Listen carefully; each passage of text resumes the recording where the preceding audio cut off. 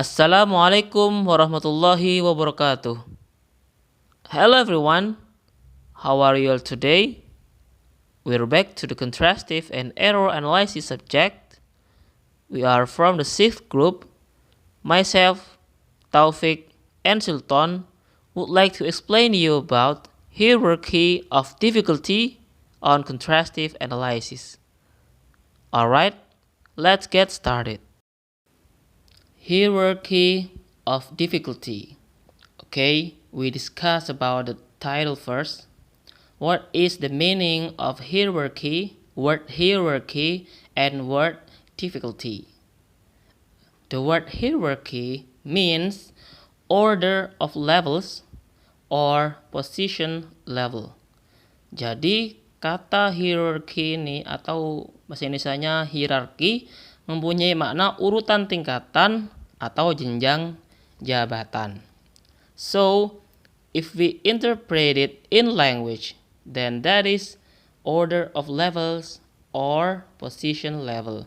But in term, hierarchy is a system or organization in which people or groups are ranked one above the other according to the status or authority. While difficulty, the word difficulty means difficult situation or difficult thing. Jadi untuk kata difficulty yang kita tahu sebenarnya itu maknanya emang kesulitan ya, kata benda atau bisa dibilang situasi yang sulit atau sesuatu yang sulit. So it's like the state or condition of being difficult. Okay, next.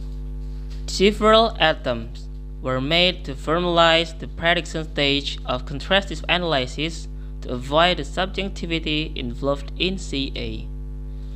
One of the best known was hierarchy of difficulty, Stockwell, Bowen, and Martin, 1965, by means of which it was possible to make a prediction of relative difficulty of a given aspect of the second language. The first such hierarchy was devised for English and Spanish, but it claimed to be universally applicable. Jadi, sudah dilakukan beberapa upaya ya untuk memformalkan tahap prediksi analisis kontrastif yang tujuannya menghindari subjektivitas yang terlibat dalam contrastive analysis. Yang paling terkenal itu adalah dari Stockwell, Bowen, dan Martin tahun 1965, yaitu hierarki kesulitan, yang mana akan memungkinkan untuk membuat prediksi tentang kesulitan relatif dari aspek tertentu dari bahasa kedua. Oke, next. Stockwell and his associates suggested 8 possible degrees of difficulty for phonological systems. These degrees were based upon the notion of transverse, positive, negative, and zero, and optional and obligatory choices of certain phonemes in the language in contrast. Nah, Stockwell dan rekan-rekannya juga menyarankan 8 kemungkinan tingkat kesulitan untuk sistem fonologis. Nah, derajat ini berdasarkan yang pertama transfer, baik itu positif, negatif, dan nol, yang kemudian pilihan opsional dan wajib dari fonem tertentu dalam bahasa yang kontras. Hasilnya bagaimana? The result, applied linguists were able to derive a reasonably accurate inventory of phonological difficulties that a second language learner would encounter. Hasilnya, ahli bahasa terapan dapat memperoleh inventaris kesulitan fonologis yang cukup akurat yang akan dihadapi oleh pelajar bahasa kedua. Stockwell and his colleagues also constructed a hierarchy of difficulty for grammatical structures of 2 languages in contrast. It included 16 levels of difficulty based on the same notions in addition to structural correspondence and functional or semantic correspondence. Jadi, Stockwell dan rekan-rekannya juga membangun hierarki kesulitan untuk struktur bahasa atau yang kita sebut dengan grammar. Ini juga termasuk 16 tingkat kesulitan berdasarkan pengertian yang sama di samping korespondensi struktural dan korespondensi fungsional ataupun semantik. Clifford Prater captured the essence of this grammatical hierarchy in 6 categories of difficulty. Prater's hierarchy was applicable to both grammatical and phonological features of language. Clifford Prater menangkap esensi dari hierarki tata bahasa ini dalam 6 kategori. Nanti ini juga yang akan kita lebih jauh untuk memahaminya lagi. 6 kategori kesulitan dari Clifford Prater ini. Nah, hierarkinya Prater ini dapat diterapkan pada fitur gramatikal maupun fonologis bahasa. Bismillahirrahmanirrahim. Assalamualaikum warahmatullahi wabarakatuh. I say thank you for the first speaker who has been giving me time to continue the explanation. It's about Prater 6 categories in ascending order of difficulty. The 6 categories are Level 0 Transfer, Level 1 Coalition, Level 2 Under Differentiation, Level 3 Reinterpretation, Level 4 Over Differentiation, and the last Level 5 Split. But in this occasion, I try and explain from level 0 to level 2, and the next level will be explained by my partner Sultan Arifin. Okay, for the first is level 0 transfer. No difference or contrast is present between the two languages. The learner can simply transfer positively a sound, structure, or lexical item from native language to target language. No difficulty, hence the label of level 0.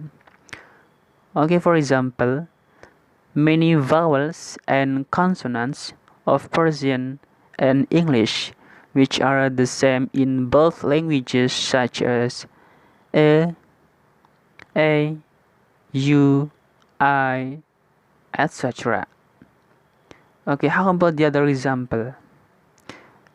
Let's take the example of positive transfer that can be found in certain phonemes in the both languages, Indonesian and English. Okay, we know some vowels like S, Z or Z, M, N, etc. In the both languages between Indonesian and English have similar sounds. You can say S in the both languages.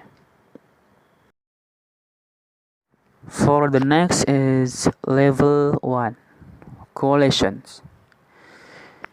Two items in native language become coalesced into essentially one in target language. Learners need to learn to overlook a distinction they are used to. For example, the Persian learners of English must overlook the distinction between Danasju and Danashamus and just use the English word students. It is the example of Persian. How about the example of Indonesian and English?